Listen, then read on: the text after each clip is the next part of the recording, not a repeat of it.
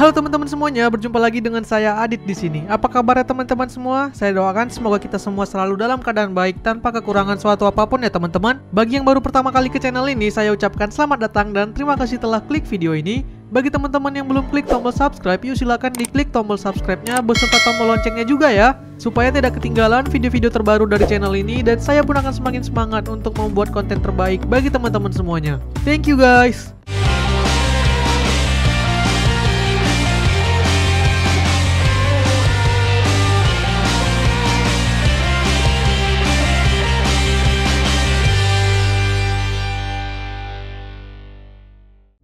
Pada akhir bulan Maret kemarin, Infinix kembali meluncurkan smartphone barunya ke pasaran. Menariknya, kali ini datang dari kelas entry level yang sangat terjangkau. Harganya mulai dari 999 ribuan aja saat flash sale, alias cuman 1 juta pas. Saat ini smartphone dengan harga segini jarang ya ada di pasaran. Kalau kita lihat brand besar yang terkenal murah seperti Xiaomi atau Realme, mereka pun sedang nggak punya varian yang mengisi kelas ini. Infinix adalah salah satu brand global yang terkenal ngeluarin produk-produk smartphone terjangkau, dan salah satu yang terbaru dan termurah adalah Infinix Smart HD 2021 ini. Kehadirannya bisa jadi jawaban buat kamu yang sedang mencari smartphone baru dengan budget 1 juta pas. Nah, dengan harga terjangkau tersebut, apa sajakah yang ditawarkan oleh Infinix pada Smart HD ini? Apakah smartphone ini layak untuk dibeli? Mari kita bahas di video ini.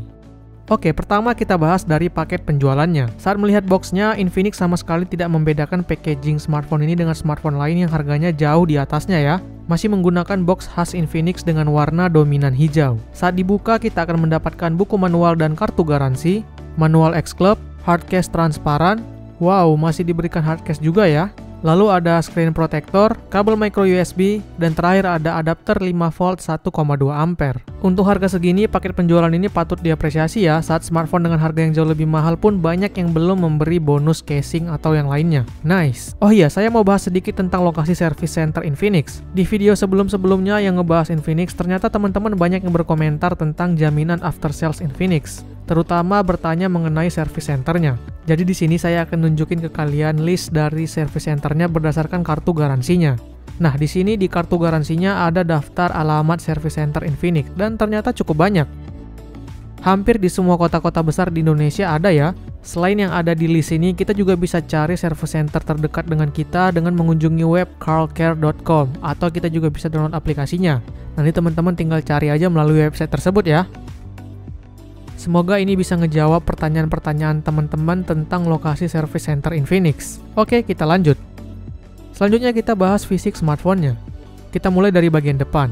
Smartphone ini terlihat menggunakan layar model poni tetesan air dengan ukuran bezel yang cukup tebal. Apalagi kalau kita lihat bagian dagunya ya, ini lebar banget. Jadi kalau ngelihat dari depan, mungkin kita akan langsung ngerasain feel kalau memang smartphone ini harganya murah. Di bagian atas ada earpiece, kamera depan, serta satu buah LED flash. Lanjut ke samping kirinya kosong, ke bagian kanan ada tombol power dan volume rocker. Di bagian atas ada jack audio 3,5 mm, lalu di bawah ada mikrofon dan port micro USB. Lanjut ke belakang, kita akan menemukan single kamera beserta dual LED flash dengan frame kekinian yang berbentuk kotak warna hitam. Di bagian tengahnya ada fingerprint sensor dan logo Infinix. Lalu di sudut bawah kiri ada speakernya. Speakernya ditaruh ke belakang ya, yang mana ini akan mudah ketutupan kalau kita letakin di permukaan lunak, misalnya di atas kasur ataupun di atas sofa. Bahan back covernya tentu masih berbahan plastik dengan finishing glossy dan corak arah panah ke bawah. Material dan finishingnya ya terlihat cukup biasa aja. Tentu kita nggak akan menemukan kesan mewah pada bodinya ini. Ya wajar ya, karena memang smartphone ini harganya murah. Oh iya, dari tadi kita belum nemuin tempat untuk masukin kartu SIM dan memory card. Dan ternyata bodi smartphone ini tidak unibody, alias masih bisa dibuka cover belakangnya. Wah, serasa kembali ke model smartphone Android awal-awal dulu ya.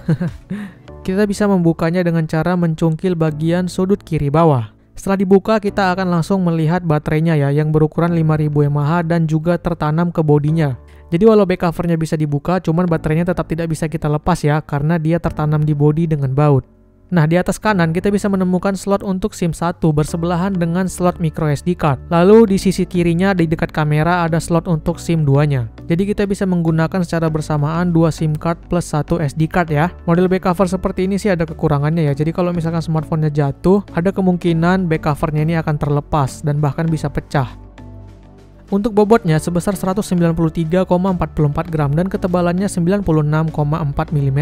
Agak sedikit tebal memang dari kebanyakan smartphone saat ini. Oke, kita lanjut ngebahas layarnya. Smartphone ini menggunakan layar IPS beresolusi 720x1560 dengan diagonal yang nggak gede-gede amat untuk saat ini, cuma 6,1 inch saja. Ini membuat layar ini tidak begitu sulit digenggam dan dioperasikan dengan satu tangan. Untuk menggapai bagian atas layar, kita masih cukup mudah menggunakan jari jempol atau jari telunjuk. Sedangkan kalau layarnya yang udah di atas 6,5 inch biasanya itu sulit dilakukan dan kita harus menggunakan jari tangan yang satu laginya. Panel IPS-nya juga ini udah cukup banget secara ketajaman dan kualitas warna untuk kelasnya. Gambar dan tulisan yang ditampilkan masih cukup enak dan nyaman buat dilihat. Warnanya juga cukup kontras ya. Kecerahan maksimal layarnya ini juga sampai 500 nits yang masih cukup jelas jika dilihat di bawah terik matahari. Oh ya, smartphone ini juga tetap punya sensor cahaya sehingga tetap ada fitur kecerahan otomatis yang dapat menyesuaikan kecerahan layar berdasarkan kondisi cahaya.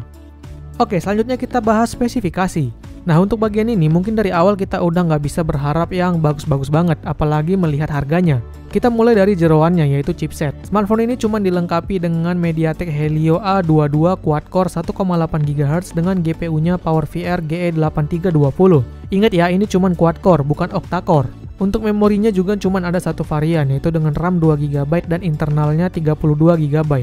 Ya cukuplah untuk smartphone seharga segini. Internal 32GB-nya masih sangat cukup untuk install aplikasi utilitas dasar, sosmed, dan beberapa game ringan. Lalu untuk urusan sensor nih juga banyak yang absen. Tidak ada giroskop dan tidak ada sensor orientasi. Ya bisa dimaklumi lah ya untuk harga segini. Kemudian mengenai sektor audio, menariknya ia tetap disupport dengan DTS Audio Processing yang bisa mendongkrak hasil audionya sesuai dengan mode penggunaannya.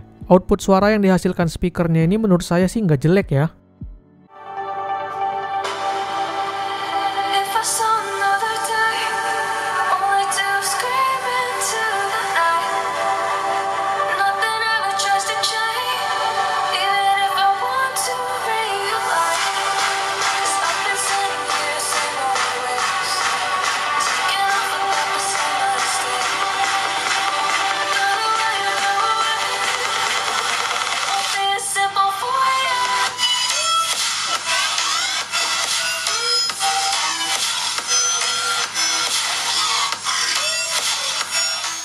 Oh iya, ternyata smartphone ini juga punya notif pengisian daya yang berbentuk LED. Ia berupa LED titik kecil yang terpisah berada di sebelah kiri. Tapi sayangnya ini hanya untuk notifikasi charging, tidak bisa untuk notifikasi aplikasi ya. Lampu ini hanya akan menyala jika kita sedang charging dan akan mati jika sudah penuh atau pengisiannya terputus.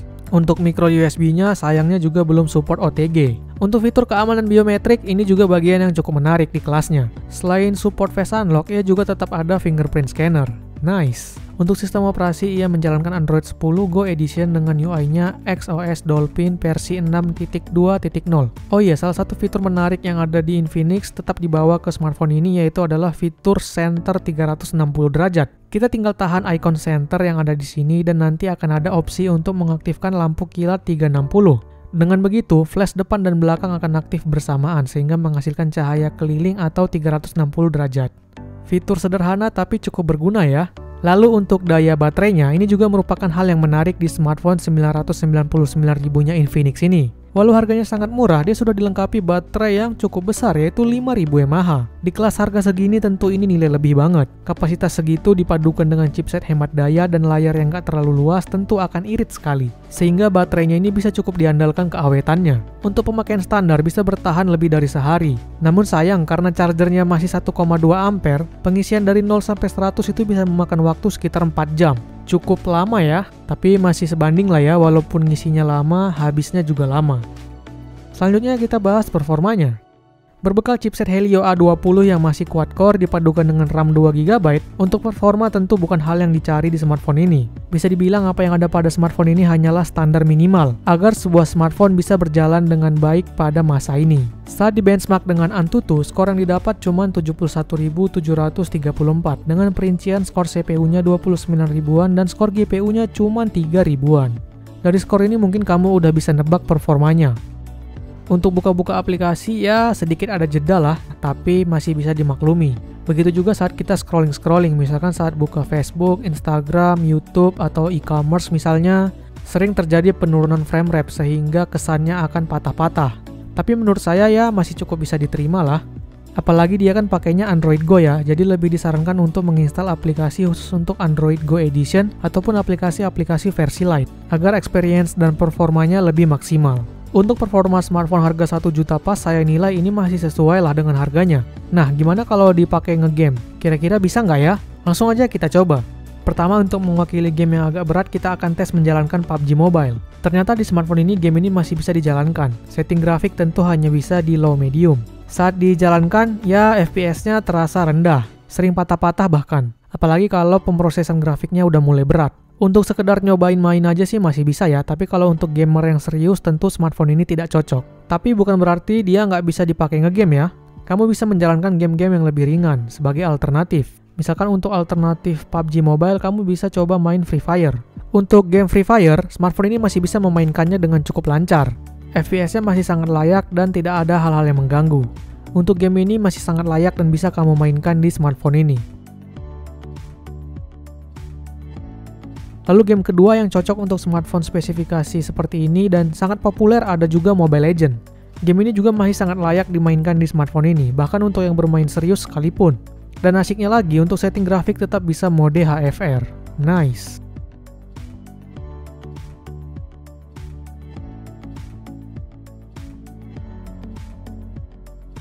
Oke, terakhir kita bahas kameranya. Untuk sektor kamera, smartphone ini juga hanya punya 2 lensa kamera dengan pembagian 1 lensa di belakang dan 1 lagi di bagian depan.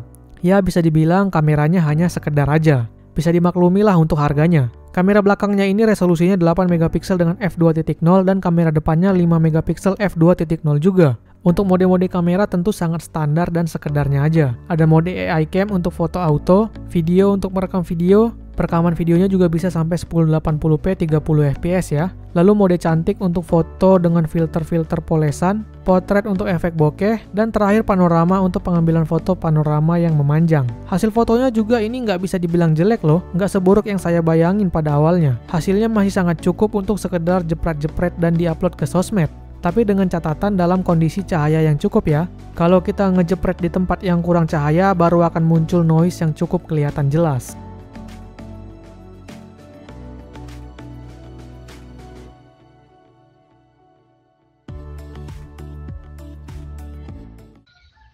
Oke, ini adalah hasil rekaman kamera belakang dari Infinix Smart HD 2021.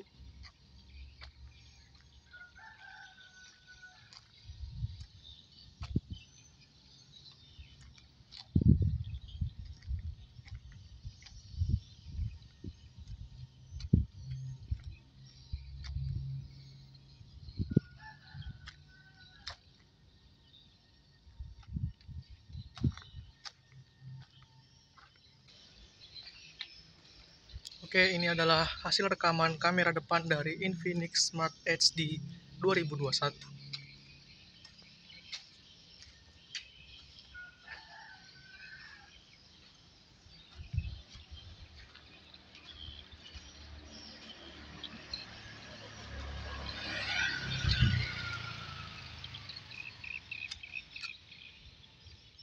Kesimpulannya, Infinix Smart HD 2021 ini adalah smartphone murah yang masih bisa kita jumpai saat ini dengan berbagai hal yang masih sangat layak dipakai di tahun 2021 ini. Untuk di kelas harga cuma 1 juta pas, saya rasa nggak ada alasan untuk menolak smartphone ini. Karena dengan harga segitu emang kita bisa ngarep dapat apaan lagi sih? Di pasaran juga kayaknya nggak banyak pilihannya kan? Apalagi yang lebih baik dari ini, saya rasa juga masih sangat susah ditemukan. Kita bisa dapat smartphone dalam tanda kutip baru dan beberapa spesifikasi yang cukup bagus, itu udah layak banget buat diapresiasi. Dengan budget 1 juta pas, kita udah dapat smartphone desain kekinian, layar kualitas cukup, baterai gede, ada fingerprint, audio lumayan, itu udah lebih dari cukup lah ya. Smartphone ini sangat cocok untuk orang yang budgetnya sangat terbatas sekali tapi ingin membeli smartphone dengan kondisi baru. Misalnya pelajar yang butuh smartphone untuk belajar online, pekerja untuk membantu kerjaannya misalkan untuk balas chat customer, atau orang-orang yang baru pertama kali menggunakan smartphone, seperti orang tua misalnya. Intinya smartphone ini sangat cocok untuk orang-orang yang hanya membutuhkan fungsi dasar akan sebuah smartphone. Jadi jangan berharap bisa ngelakuin hal yang berat-berat banget di smartphone ini ya. Gimana? Teman-teman tertarik untuk membelinya? Link pembeliannya ada saya taruh di deskripsi ya. Semoga teman-teman beruntung bisa mendapatkan smartphone ini. Oke deh, sekian dulu video kita kali ini. Semoga video ini bermanfaat buat teman-teman semuanya. Silahkan di like jika suka, dislike jika tidak. Jangan lupa subscribe bagi yang belum. Follow juga Instagram kita di @canggihkali. Terima kasih telah menonton dan sampai ketemu di video selanjutnya. Bye-bye.